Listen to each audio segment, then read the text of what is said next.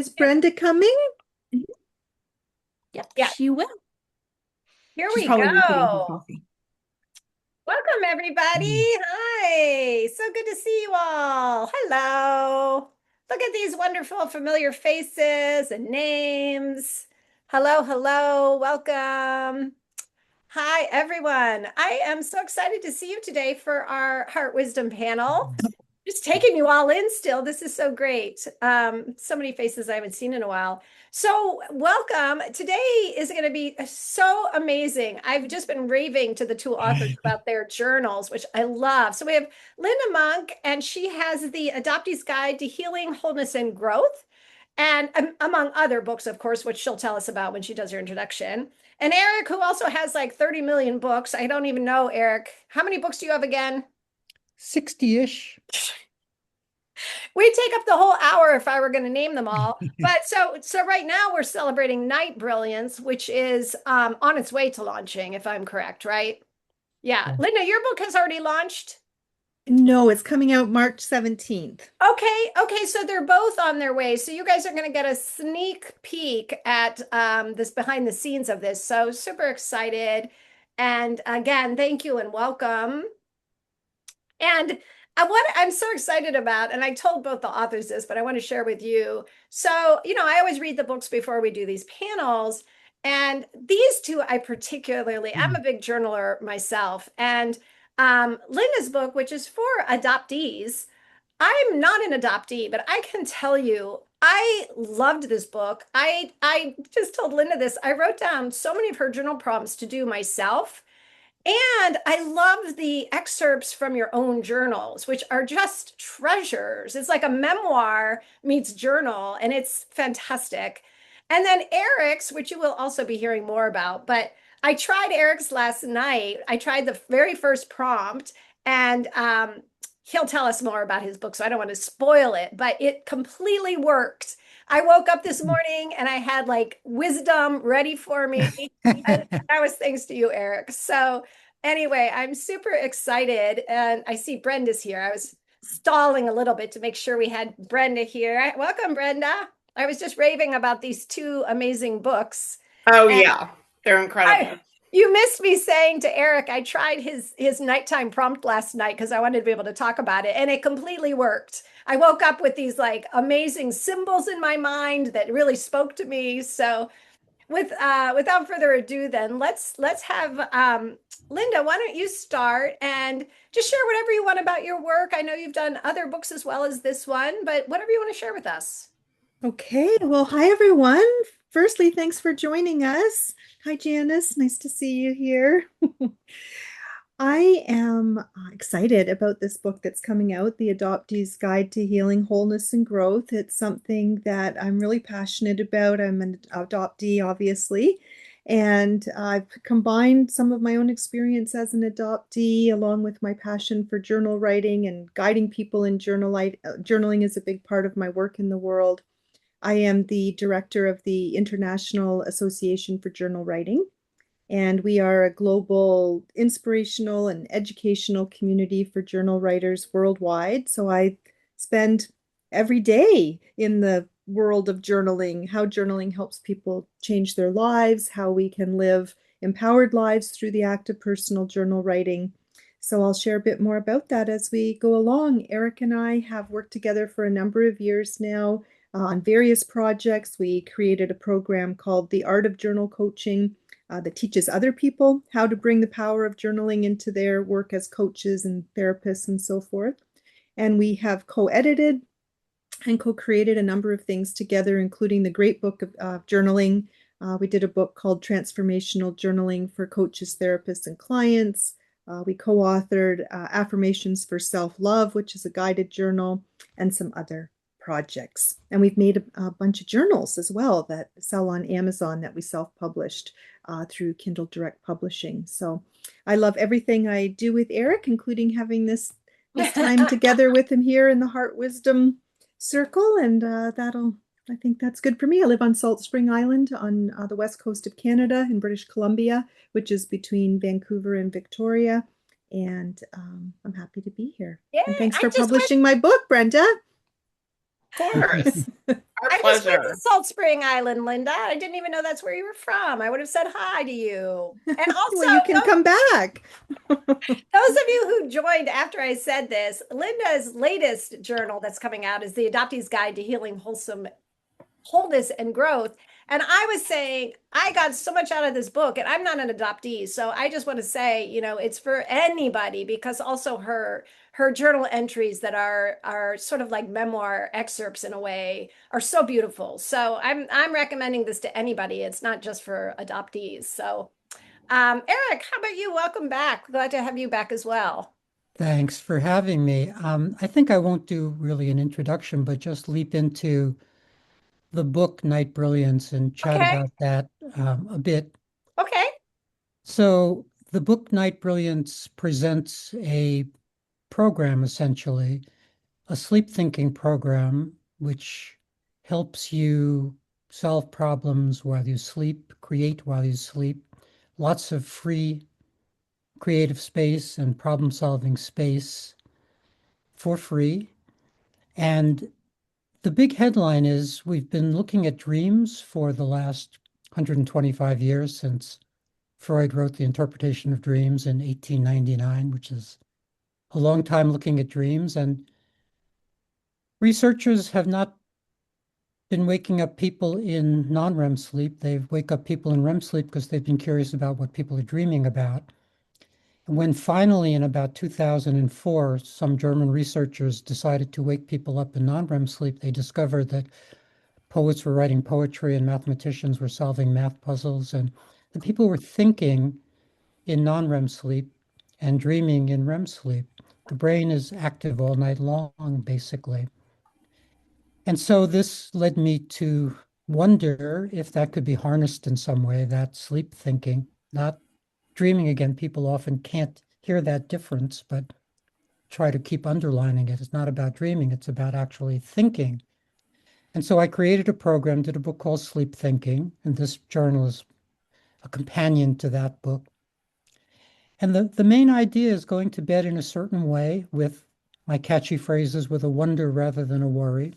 Because people are going to bed worried about things, but in this sleep thinking program, you go to bed wondering about something like if you're a creative person, it might be, what does Mary want to say to John in chapter 3? Just a light wonder about some question that's on your mind. It could be a life problem, it could be a creative problem. If you go to bed with that wonder, your brain will work on that in two or three different non-REM stints during the night, and it'll supply you with answers. The trick or the task is to turn to the sleep thinking prompt again when you wake up. If you turn to the new day, whatever your brain's been working on vanishes, it evaporates. As soon as you think about, do I want a bagel with strawberry cream cheese, or then the sleep thinking is gone because we've turned our attention to the new day. So this whole program is based on really three simple ideas. Go to bed announcing to yourself what you'd like to wonder about. Give your brain permission to do that because people can fight this idea. Sometimes I think, oh my God, I might wake up with a good idea, as if that was a problem. And that's not a problem. Plus, you don't typically get awakened with the idea. It's there available in the morning. And then step three is to process the sleep thinking prompt in the morning. If you're a creative person or anybody, that allows you to turn to your creative work first thing in the morning with a good reason, namely to make sense of your sleep thinking. And also, because meaning making is one of my themes, it also allows you to make a little meaning first thing in the day, and the rest of the day can be meaningless, so to speak, and you won't get depressed because you've made some meaning already. So that's the headline for that book. If I can have one more minute to tie it to the other book that has just come out, Brave New Mind, which teaches the idea of serene readiness. And what we were going to chat about today a little bit was also the idea of readiness, which is an underexplored idea. It sounds so ordinary, the word readiness. But in my work with creative performing artists for 40 years, they're actually just not ready to do their work. You could call it blockage, you could call it resistance, you could call it performance anxiety, lots of different ways to identify or characterize what's going on. But to my mind, they're just not ready. And they're not ready because readiness comes with consequences. And we're not used to thinking about readiness that way. That if I say I'm ready to write my book, then I'm building in the idea that I might write 100 bad words today, or something not okay might happen. There might be some consequences I don't want. So readiness is an interesting idea. We can pursue it more, but I think that's a headline I wanted to share, is that people are typically not ready for the things. I want to give one more example before I Yeah. leave this hobby horse. I did interviews with accomplished people some years ago for a reason. But one of the things that came up was how meaning had drained out of something important in their lives. For each of their lives, so a different thing, meaning had drained out of their life.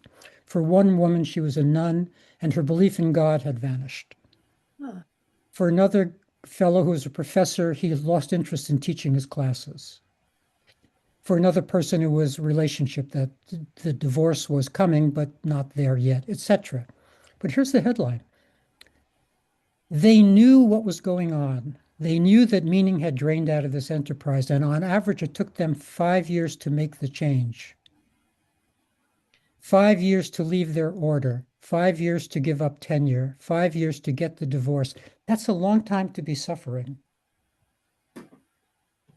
So my headline for that is we need to make these changes sooner rather than later, because we know they're coming, but we're not ready to make the change because we're not ready to face the consequences of no longer having an order to belong to, or no longer having tenure, which is free money, so to speak, or no longer, etc.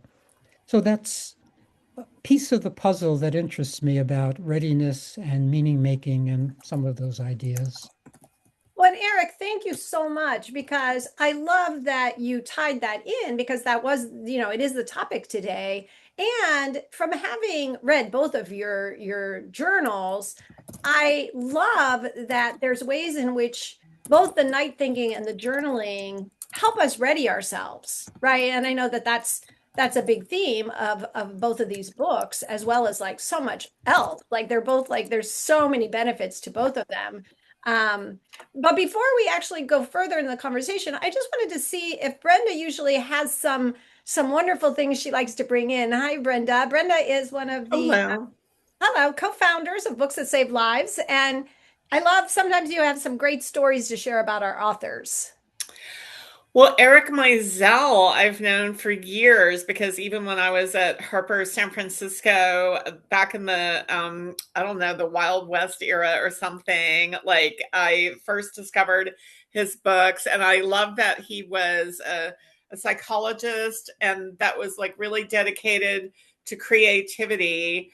And so sleep thinking, I'm sure, is not only problem solving in life in general, but I'm sure it's very instrumental in creativity. Like you said, poets were writing poetry in their sleep thinking. And even though I'm not a musician, sometimes I will realize I'm composing a song that I've never heard before in my dream. So unbeknownst to me, I was doing sleep thinking. Sometimes I try to hang on to them, but like they're so wispy that they go away. But like, so I think the creative mind must be at its height, like when during sleep, when you can do sleep thinking. And Linda Monk I met through Eric Mizell, and have come to know her as a the queen, I guess the international global queen of journaling, which is pretty exciting, but also just very wise, just wise in so many ways. And so I love working with them. And like when Books That Save Lives was in its infancy, I mean, we're still like a baby, but I guess like like literally like in the hamper or whatever, like in the rocking chair as baby, a publisher, they proposed like journals that save lives. And instantaneously I was like, oh, so I don't know whether that idea came from sleep thinking or what, but like it was a brilliant idea and one that I think we're excited to explore for years and years, because I think the act of journaling can, is so soothing and healing. And there's so much inner work that you're doing, and you learn so much about yourself, and you can just really grow and heal. So I'm deeply grateful to them both, and the genius idea um, of journals that save lives. Yay. And I just wanted to say, because when you were talking about particularly Night Brilliance, but I think we could combine both books actually. I was just thinking like, oh, I wrote down a bunch of prompts from Linda's book, and I could use those for my Night Brilliance to see what my mind might want to answer. But before we go on, I can't help myself, but there was a quote from Eric's book that I just found such delight, and I wonder if other people might as well, which is, what would it be like if I began to picture sleep as the better half of life?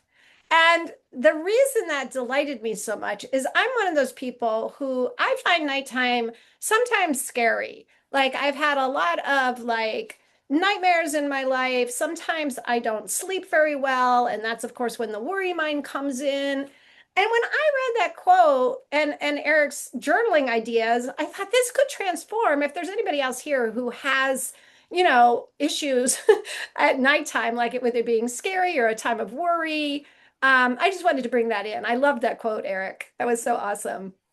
Yeah, I sometimes position sleep thinking as an insomnia cure, Oh, which sounds strange. We have this 80 million person insomnia epidemic in this country.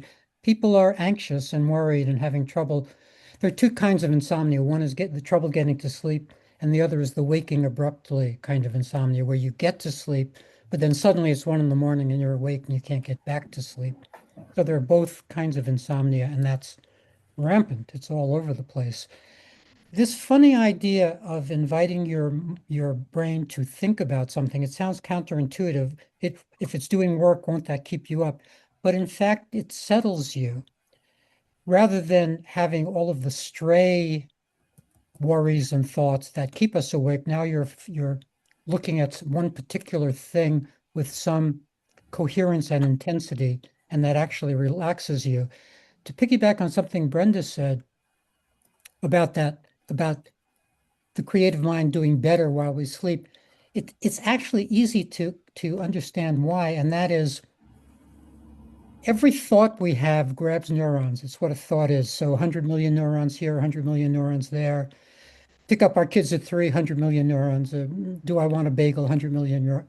So during the day, all of these thoughts, appropriate thoughts, these are not negative thoughts, just thoughts, grab neurons. When you're sleeping, we don't have those thoughts. So you have your whole brain available to do work. So all of those billions of neurons that make up our brain can focus in one place. And that's why creative people for thousands of years have slept on it, have understood that the best way to solve a plot problem is to take a nap. It's not to fight with it. It's not to go bat the plot problem with a baseball bat. It's just to relax and take a nap and let their sleeping brain do that work. So to piggyback on what you're saying, not only does this do great work for free, it also helps you sleep better. I love that. I love that. And I know, Eric, I think that there was another place that you were really wanting to launch us off today. Did we get to that, or is that still lingering? It is not lingering. Okay. It is gone into the firmament. Awesome. Well, I want to turn it over to Linda because we haven't gotten to hear very much from you. Linda, I'm just curious. Like, I know there's so many benefits and aspects of journaling, and particularly your latest book. Just is there a place that you want to start us off? Well, in this moment, what I feel called to is the idea when we titled this Getting Ready to Face a Challenge. And I always think about being challenge ready because what's true in our lives is that it's not is a challenge going to happen. Challenges are always happening. We can have small challenges in day-to-day life, unexpected things that happen, or just things that take a little bit more effort for us to deal with. And then we can have big life challenges, big life questions, questions of meaning and purpose and identity and belonging, and challenges that rock our world, health crises and relationship breakdowns and all the things. And that is how those challenges can be happening on the individual level, what's happening in my life, my day, my challenge. But then there's the collective challenge, and we're having lots of opportunity to, be with what that means in our world, and often do have that opportunity. But being challenge ready, being ready to face a challenge is part of our resilience. It's part of how we can feel capable. We can say to ourselves, there are challenges. I can deal with this. I can resource myself. And I see journaling as one of the tools to do that. So if I could link this, for example, to the forthcoming book, The Adoptee's Guide, there's lots of moments in my experience as an adoptee that involved being ready or ready enough or ready or not. We have lots of relationships with readiness. For example, being even having the desire to search for a birth parent, biological roots, which was part of my experience. There's that moment where it's like, do I really want to do this? Am I ready to open this Pandora's box and try to find where I come from? And there's so many things we do in life that we might not be entirely ready, but we are ready enough or willing enough to be ready enough to take action in our lives. And I think readiness is a really interesting thing because readiness is its own thing. As Eric said, it's a word that is its own thing. It's such an ordinary word. But a lot of times, people like Eric, I've worked in the coaching field for many years. A lot of times, people aren't ready. They're interested, they're curious, they might want to do this or that, but they're not really ready because ready requires a certain amount of commitment, a certain amount of willingness to say, well, I'm ready. And what does that mean? What does that mean I have to do? What action do I have to take? And I think readiness is a really complex concept. And it's also really inspiring because what helps us get ready? And I've really used my journaling practice for that. Sometimes I'll practice things like, what if I tried to find a biological relative? What might that be like? What might I have to face? That we can use our journals to brainstorm possibilities. I'm ready for something, but I don't really know what. Well, what might you want to be ready for? If you were ready, what might that feel like? So we can use our journals to really be with this idea of readiness and also to build our capacity to be ready to not just face challenges, but to be ready to say yes to the lives that we're here to live, because we're always expanding and growing. And this journal, for example, started out as a journal, and which I'm very grateful to Brenda for following what it was becoming, because I thought, okay, a journal, that's a great idea. And then as I started working on it, I'm like, I kind of feel like it needs excerpts from my journal to ground it with the experience of being an adoptee. And then it was like, it kind of needs some information about some of the touchstones that an adoptee might go through. And that started to expand it. And it wasn't just my readiness, like readiness to be willing to let this book become what it might be, but it also required the readiness of Brenda and a publisher and other people to be ready to say, okay, yeah, we can let this become a book versus a journal. So readiness is never in isolation. We might be ready for something, but maybe our child isn't ready for something, or our partner isn't ready for something. We might be ready to go sell our house and travel the world, but our partner doesn't, even want to go away overnight for the weekend. So we might have different, readiness, and we're so it's not just our readiness. It's how our readiness meets the world in a way. So that's a lot of different pieces, but I think readiness is fascinating. And I think we can build our capacity to be ready, get ready, and then do something as a result of our readiness. I think a good place to think about this is with respect to recovery from an addiction. It's Uh-huh. not that you're an alcoholic one day and you're in recovery the next day.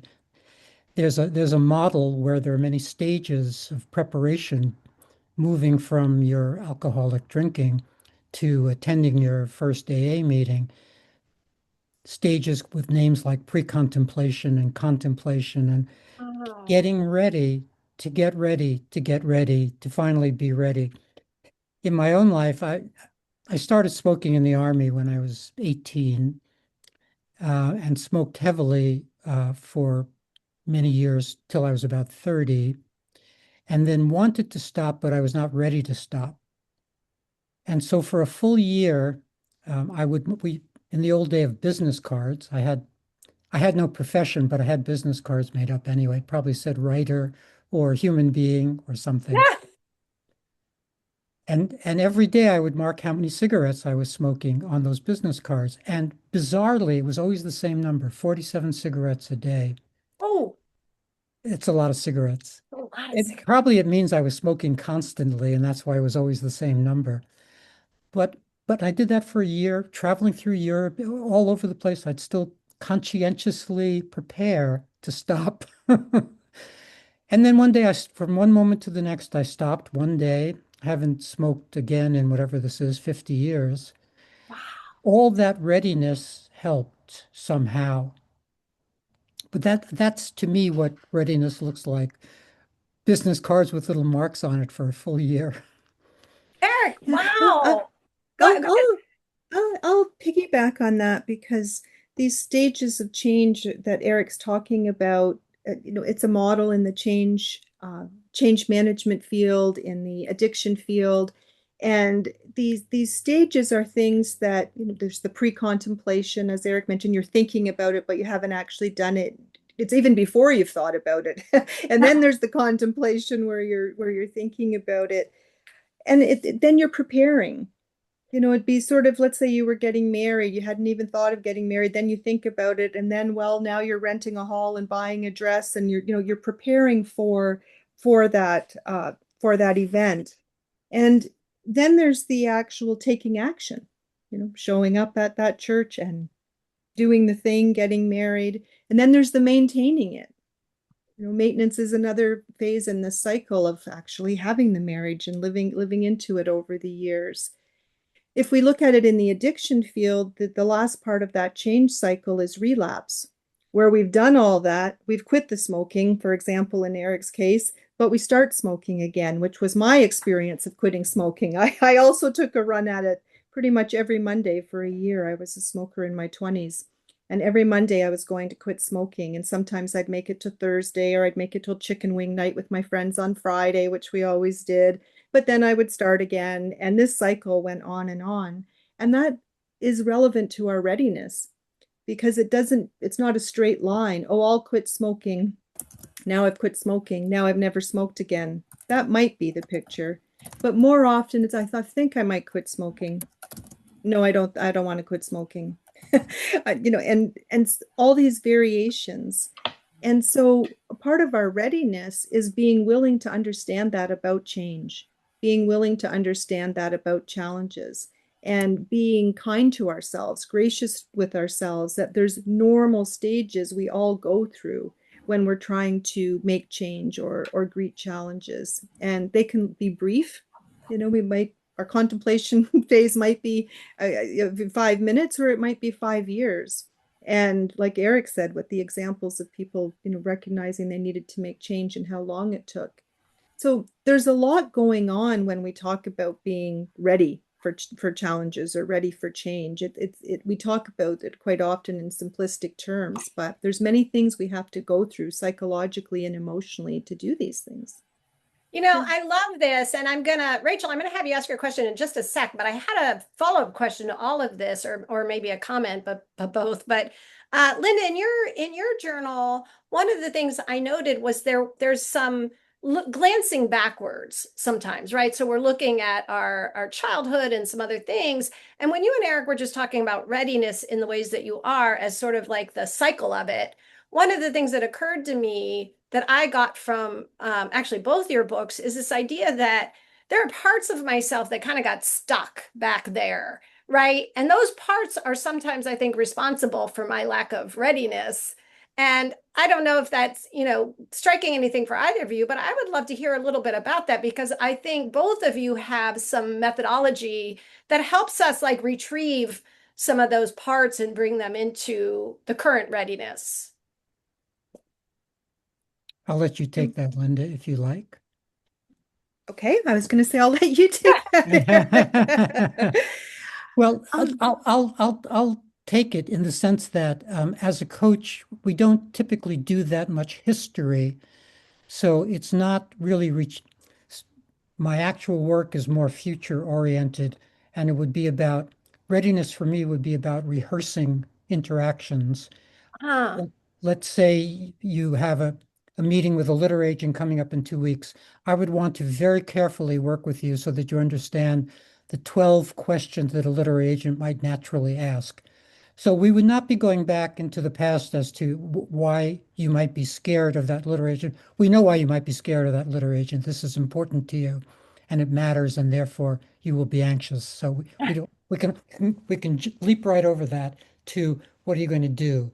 So Uh-huh. coaching is very oriented towards what do you want to try, running life experiments, small experiments, big experiments. But so I think that's why both of us were maybe not resonating with the past bit, because for me, I don't work with the past that much. I work with the present and the future. Yeah. yeah, Linda, what do you? I'll add to that in that I think all our lives we're constructing a narrative. We have narratives that are given to us, the stories of our lives that we come into in our circumstances, when we're born, what family we come into, and all that it has. And so maybe that's that level of our fate, or where we're born, who our parents are, what do we live in poverty or do we have means, what's our culture, all the things that we come into that weren't our choice. Being an adoptee, for example, isn't a choice. It's something that was given to me, the sort of fate of my circumstances. But then there's that place around, I sort of think of it like fate and destiny, that, destiny is that place that we can influence by our Huh. choices, by our efforts, by what we do with our circumstances. And that's where opportunities really can live in our life. And this idea that we're we're always becoming, Mm. we're who we are, but we're also always evolving and changing and growing depending on our circumstances and efforts to do so. And sometimes there's pieces we need to pick up or reframe, or I know in my adoptee experience, for example, there was lots of sort of feeling of filling in the gaps, just things Yeah. that were inherently missing pieces that begin to make sense when you have more information. But there may be pieces that we maybe sometimes in journaling, for example, I will have what would my younger self say about this, or if my 56-year-old self could could say something to my 8-year-old self, what might that be, or my future self. If I look, if my what would my 80-year-old self potentially advise me about this or that right now, or what will my future self thank me for, that I will do right now. So I will sometimes move through time like that in journaling, which can be very powerful to get different perspectives. It also can be very empowering. We can remember we have a lot of answers within ourselves if we just ask the questions, get curious. Those are some of my favorite journal prompts, are to make a list of questions I have in my life right now, and then let those questions be the prompts and trust the guidance that comes through the writing. I'll just share a little, if I could, just one of the stories in the adoptees guide. Can I read a little something? Of course, of course. And then Rachel, you want to jump in after whenever, right after that? I'd love to hear your question. Yeah, Linda, please do. So this is just an example of this idea of narrative, that the places we've come from and who we are now often have a lot of threads that run through. And this was just an example of one of my experiences as an adoptee. And it's in the nature and nurture section in this book. I identify 49 healing touchstones for adoptees and really for human beings. We all explore issues of identity, belonging, being enough. That these aren't unique to being an adoptee. I just happen to put them through that perspective in this book. But this is the section on nature and nurture. And all the sections start with a quote. This one's by Steven Pinker. Nature provides potential, nurture unlocks it. And nature and nurture is a big part of the adoption space. So this is just a story from the pages of my journal. When I was a teenager, I had a boyfriend, Mike, whose dad was a race car driver. We would go to the Delaware racetrack on Friday night, and his dad would let us come down into the pit where all the race cars and drivers were on the field inside the oval track. He even let me drive the car around the track one time on my own, after the races for the night were all finished. I was about 14 and didn't have a driver's license. I loved it. Then and there, I wanted to become a female stock car racer. I told my parents about my newfound dream. My dad shook his head and laughed and asked me, "Where's this crazy idea coming from?" I said, "I don't know. It just feels exciting when I'm at the racetrack. I really love it there. It's so much fun." Neither of my parents liked race cars, and they certainly were not keen on me driving one. They thought it was too dangerous and overall a very bad idea. I decided they were probably right. It was a crazy and bad idea. A couple of years ago, through the help of my dear friend Chris and Ancestry.com, I was so excited to learn the identity of my biological father. I sadly learned that he died in 2015. However, I discovered I have 3 half-siblings. I was elated to meet my 2 half-brothers, Chad and Ryan, and in the early stories that flowed, along with photos of my biological father, Rob Fletcher, I immediately got chills when they handed me a picture of him in full gear in his race car. I learned he was a passionate race car driver who won many races. Not just any races, but races at the very racetrack in Delaware, Ontario, where I often went on Friday nights as a teenage girl. Not only were the degrees of separation between us so slim, but I immediately knew where my desire for race car driving came from. I so wish I could have told my parents this story, as I could have answered their question about where my crazy idea to become a stock car racer had come from. So this idea of a narrative thread, that they can be there even when they're invisible. Wow. Your question about childhood, Sherry, that kind of sparked all of our Yes. riffing on this, is that there's these nuggets that come with us, knowingly and unknowingly sometimes, that are shaping who we are, how we feel, what we decide, who we become. I love that. I'm so glad you decided to read. That was one of my favorite stories. I got chills when I read that too. It's so beautiful. Yeah. Yeah, Rachel, yeah, it did was shocking. I was like, wow, okay. I was probably there at the same time he was oh, there, wow. actually. Yeah. Wow. Hey, Rachel, you had a great Rachel, question. Yes. hi, So Rachel. what suggestions do you have to keep readiness from turning into worry or anxiety? Because it's that fine line that can cross very easily and then create disruption and chaos. So I'm just curious of what your suggestions of how you keep people from going there or do it for yourself. Well, for me, the headline would be the repeated injunction to not attach to outcomes. That is to have this be a process-oriented thing rather than an outcome-oriented thing. To stand unsurprised when things happen, to learn certain habits.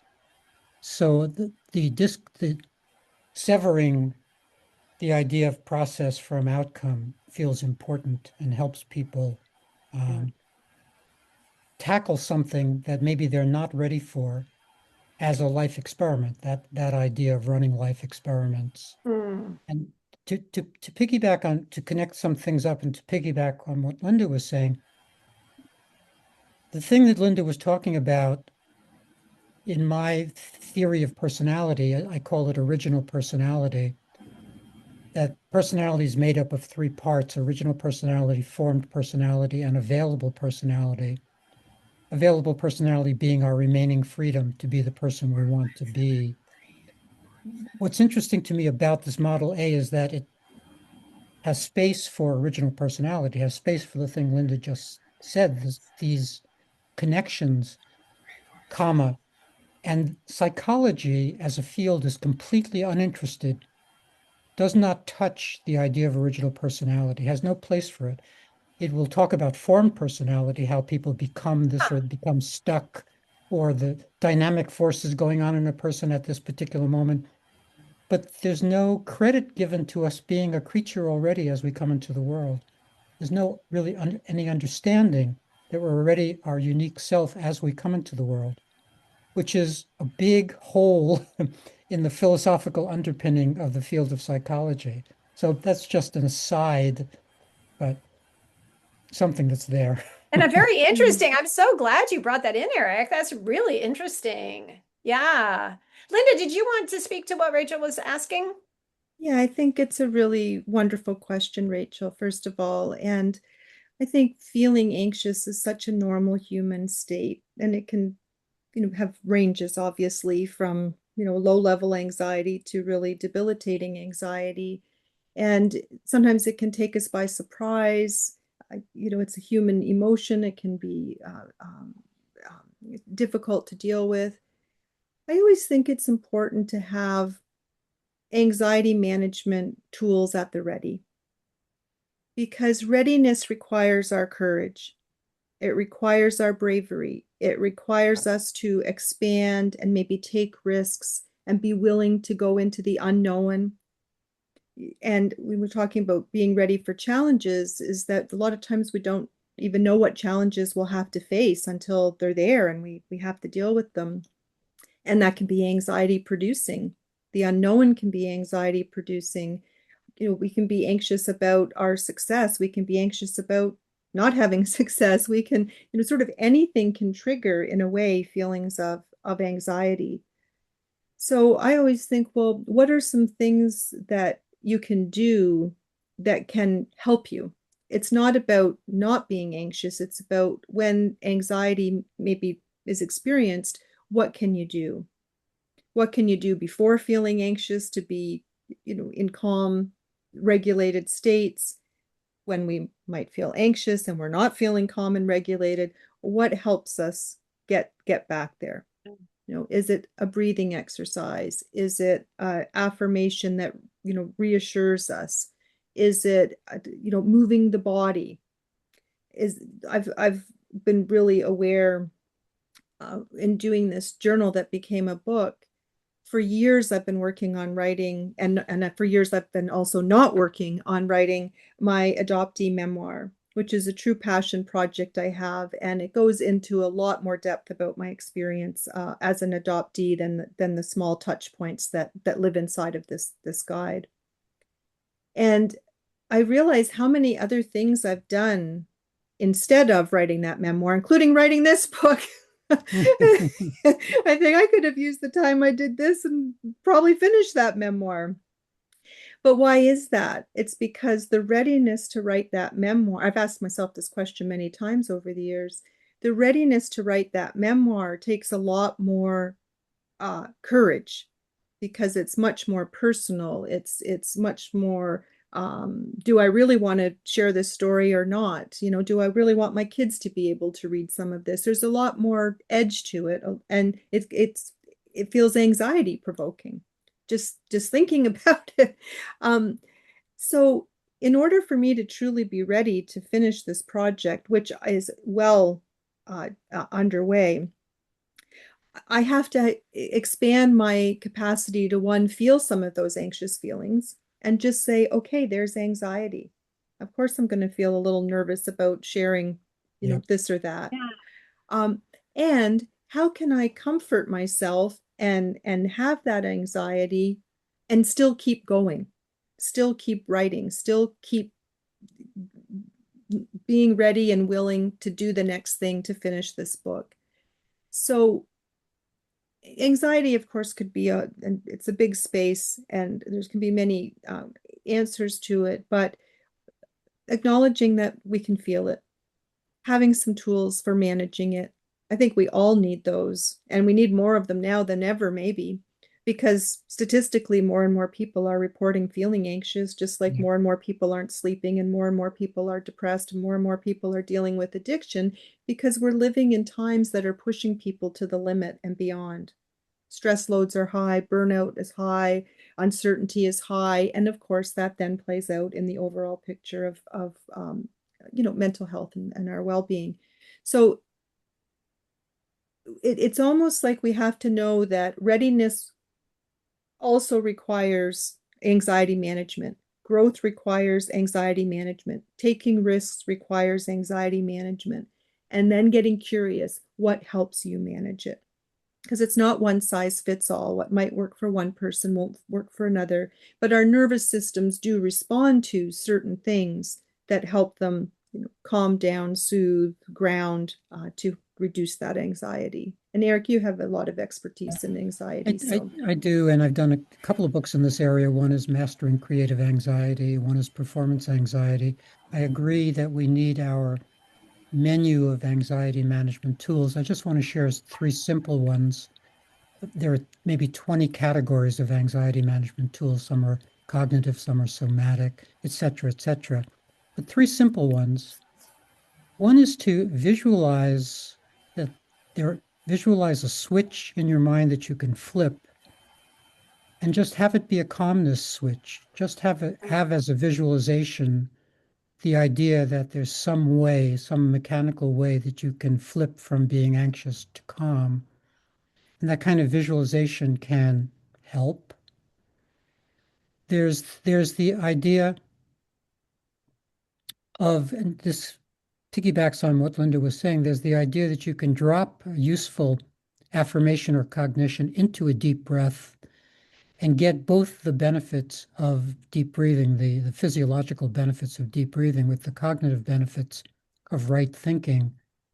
So if you just use a deep breath as a container, 5 seconds on the inhale, 5 seconds on the exhale, and drop in a phrase like I'm perfectly fine, or I feel calm, or some set of words that fit into 10 seconds.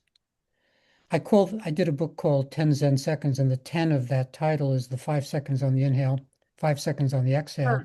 And it's that idea. I call them incantations. They're essentially affirmations in a breath, but it's a very useful, simple technique to just drop some words into a breath as a calming tool. And then third, and I love this one personally, and that's the image of a snow globe. Hmm. Because anxiety can feel like if you shake up a snow globe, that's the way we feel stirred up, but the snow settles. And so if you keep the image of snow settling, you can image yourself into a calmer state by watching the snow settle. So get your snow globe collection and everything else follows. yeah. Eric, I love those. Oh, sorry, Linda. Go ahead. I was just going to say there's so many simple things that actually can work really well, like what Eric offered. Sometimes we might be looking for some big magical solution to make anxiety go away because we want it to go away. But I think it's these little things done often, these micro moments day to day that help us achieve, be able to manage stress and anxiety when it might be there.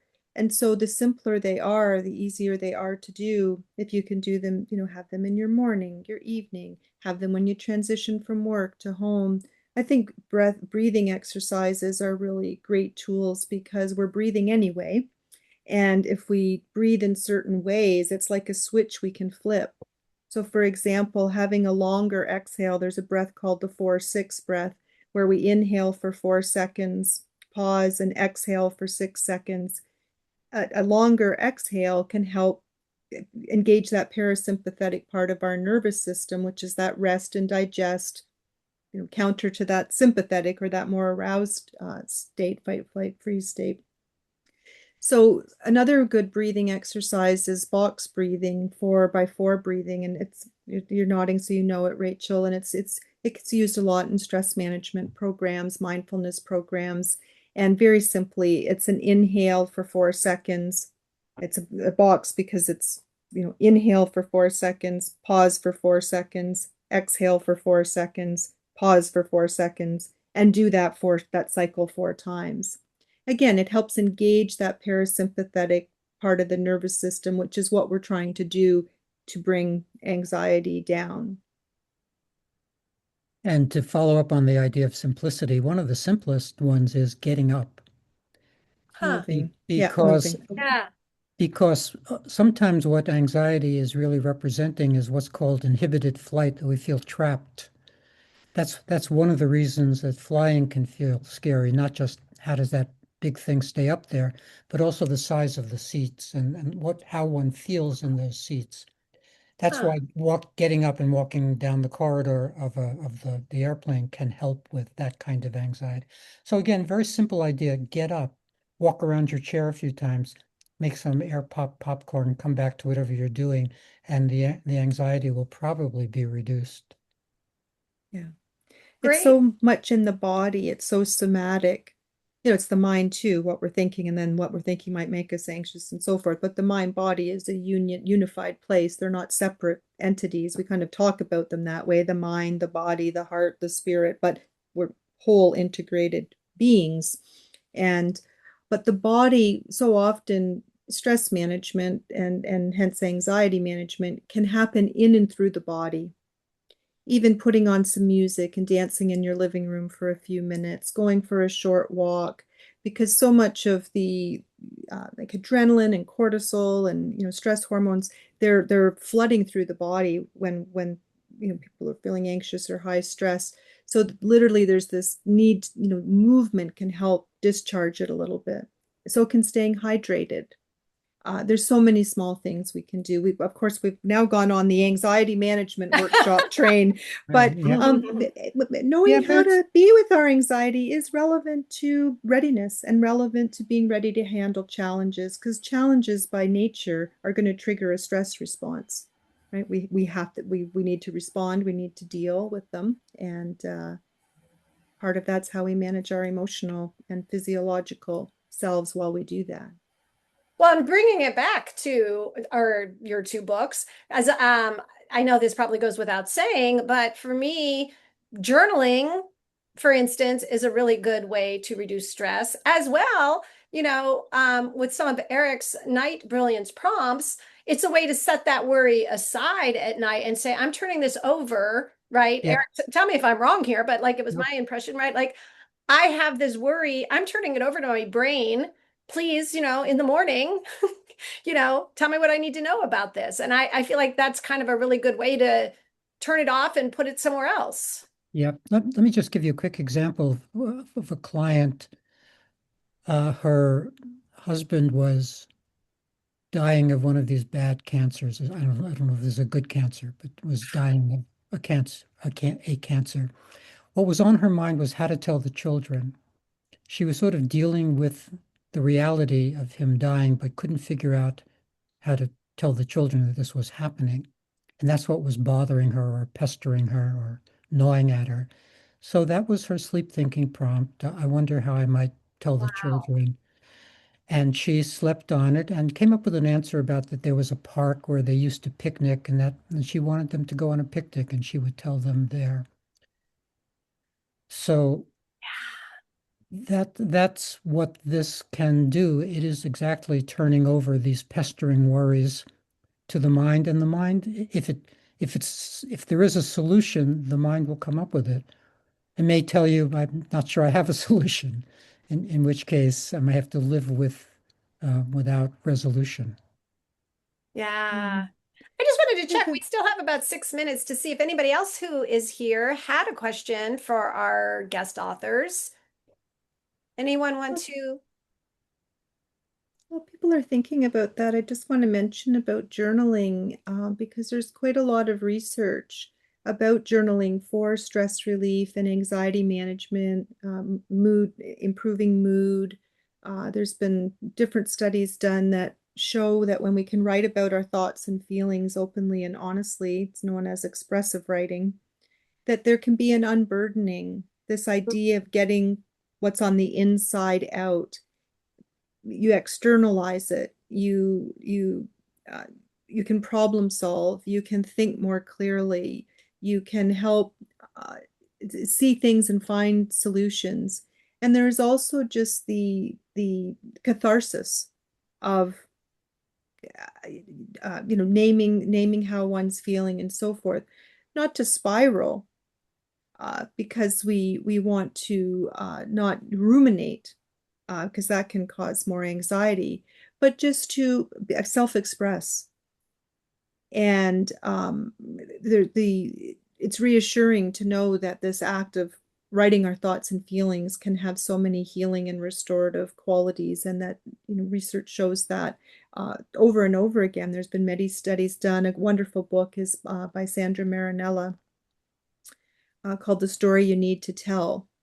Hmm. And she's done research through the Mayo Clinic. There's wonderful work by Dr. James Pennebaker. His early work is in a book called Writing to Heal.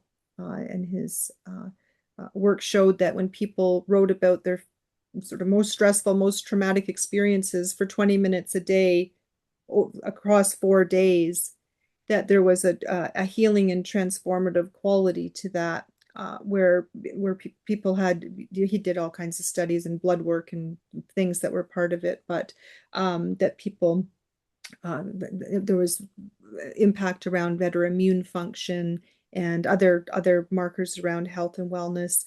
The late John Evans did a lot of studies through Duke University on the healing properties of expressive writing. Those are just a few off the top of my head. But if you're interested in that kind of thing, how writing can be part of our healing, including around anxiety and other things we may be working with, there's lots of ways to use writing to heal.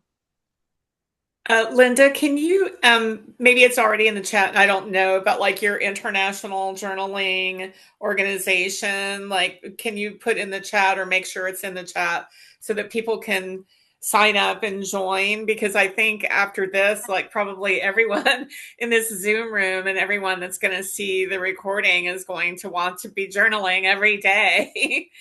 Yay! Yay, I love that. Thank you, And then Brenda, for aren't you having Eric Meisel on soon-ish on that very platform? Oh, Eric is often in the IAJW. He has courses. I'm just sorry, I'm getting the link Okay. that you asked for. Yeah. I think we may Eric, have an interview set up. I'm not quite sure. yeah, Eric and I do lots of things together, but he has his focus journal method course that we have a journaling store in the IAJW, as well as our community. And that's a low price course. It's $35. And he teaches this 8-step focus journaling method, which is excellent. In that course, there's a number of other courses and lots of free resources there as well to support journaling, because journaling isn't just a passive reflection. We're literally designing our lives through journaling. We help to create the lives we want to live with this practice supporting us. We author our own lives. And the IJW isn't just about writing for ourselves. It is that, but it's also about the power of writing in community with others and the transformation that can come from being in community with our stories, in a compassionate and kind way. So, but that's a whole other topic. a great one though. Like, yeah, I love that. And I'm so glad Brenda just asked that. I know we are nearing the end of this beautiful circle. Maybe I could just have each of you, Eric, we'll start with you. Anything last minute thoughts, maybe something that you wanted to say that didn't get said, or just a way to close out? Not anything that I wanted to say, but I wanted to mention an organization that I just started up that might be of interest to folks. It's the first global home for artists, and it's called the International Association of Creative and Performing Artists. Ooh, And folks can learn about it by going to iacpa.global. wait, could you Um, say that again, please, Eric? sure, IACPA, International Association of Creative and Performing Artists, iacpa.global. I'm gonna put that in the chat. Yeah. IACPA.global. Did I get that Yeah. right? Yeah, and it's a lovely elaborate site uh, previewing what we will be doing. We're just launching, and so we'd love folks to come by and see what's up. I love that. Thank you. How about you, Linda? Anything you wanted to say before we have to say goodbye today? Well, what's coming to me in this moment, just linking back to readiness, is that I think a lot of things are given to us. Like these nudges that come to us that, to write this book or do this thing. And I think we can take leaps of faith because if something's coming to us and feels important, it's probably ours to have, and Mm, that we'll be supported. We'll find the right people, the right opportunities, the right support, the right anxiety management, that we can say yes to the things that speak to us and call to our hearts and feel like they're part of our life purpose, our life meaning. Eric does a lot of work in that space. And it's okay to not be 100% ready to deal with a challenge or to take a leap of faith. We just have to be a little bit ready. Just be a little bit ready and take the next step and trust yourself and trust what's around you to support you to make things happen. And I think a bigger challenge is to not take the leaps of faith than to take them. yeah. I would just encourage people to trust your dreams, trust yourself, trust whatever level of readiness you have, and go for it. I love that. And trust. I mean, for those of you who are here live right now, by the way, thank you so much for being here. Maybe there's a reason that you showed up today. Maybe there's some readiness that you're getting ready for. And this was the nudge. I hope so. I want to encourage everyone to look for Linda and Eric. They both have a lot of other books, as you heard. Brenda, are these two books on pre-order right now that people can order them? Yes, Already? indeed. And please do. I think there's even bonus material that you can get for free. I thought so. So please do that. And also let me just remind all of you, like you being here today was such a gift. Never underestimate the power of showing up for ourselves and for other people. I know I've really enjoyed getting to see all of your faces, and a special thank you to Eric and Linda and to the whole Books That Save Lives team who are here. We have several of you here, and to our other authors and to our special guests who showed up. We will be back on March 11th. So keep an eye out for the email. You'll get an email about that. And we look forward to seeing you for another amazing Heart Wisdom panel coming soon. So thank you all. Thank you, Thanks, Sherry. Sherry. This Thanks was a for really having us. special one. Oh, it was, wasn't it? This was great. Yeah. Yeah, I'm super I felt inspired. calmer with each moment. I know, me too. Thanks for having us. Thank you all. Go well, Bye-bye. everyone.